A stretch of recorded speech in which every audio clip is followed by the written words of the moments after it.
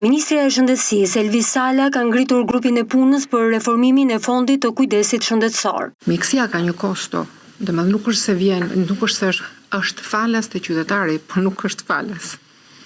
Mjekësia kushton, por ne kur te qytetari, domethënë paguhet nga shteti.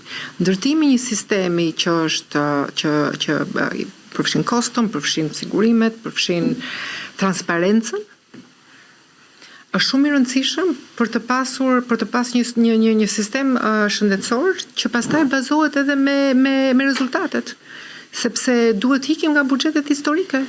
Mënyrën se si duhet të financohet shëndetësia që prap tek pacienti do shkojmë me një sistem që do më thënë falas në pikë tek pacienti, duhet menaxhuar në mënyrë të tillë që të në bazë të rezultateve, sepse atëherë asnjë nuk do bëj përpjekjen që unë do marr të njëjtën gjë si mora vjet unë do bëj si vjet ose më pak se vjet. Është fare e thjeshtë ajo.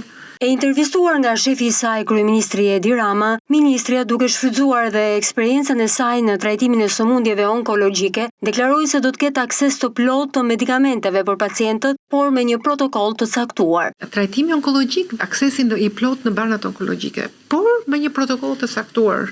Këto duken gjëra të vogla, por këto kanë financiar dhe rrisën pak nëjësit. Kryeministri kërkoi nga varësia e tij të fokusohej edhe tek menaxhimi i institucioneve shëndetësore. Tek menaxhimi ka një boshllëk ende për të përmbushur, sepse historiku i menaxhimit, kultura e menaxhimit janë shumë të reja.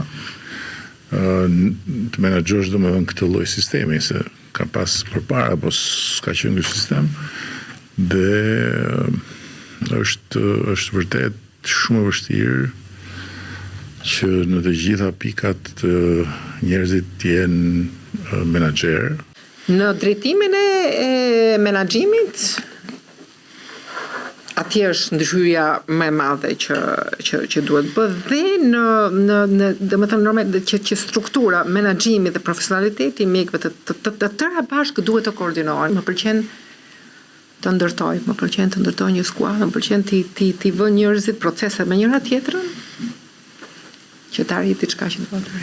Kryeministri pranoi se në vend ka probleme dhe se nuk do t'i vinte radha një piktori të merrej me politikë dhe të bëhej kryeministër. S'kishte probleme se do të vinte radha ty që të thirreshe në krye detyrës dhe ty mirë se gjithsesi je fushës e tjerë, po mos kishte probleme si do të vinte radha një piktori që të bëj kryetari i partisë më të madhe të vendit, që të bëj kryeministër, që të bëj kryetar bashkie, domthonë pikërisht se problemet kanë qenë të një natyre dhe janë një natyre të veçantë dhe sfida nuk do ishte aq e madhe sa thoshë bima hajde se po vi. Është dhe sfida që të sjell. Shefi i qeverisë rikthehet në podcastin e tij në këtë sezon pas një ndërprerje disa mujore për shkak të zgjedhjeve të përgjithshme parlamentare të muajit të shkuar.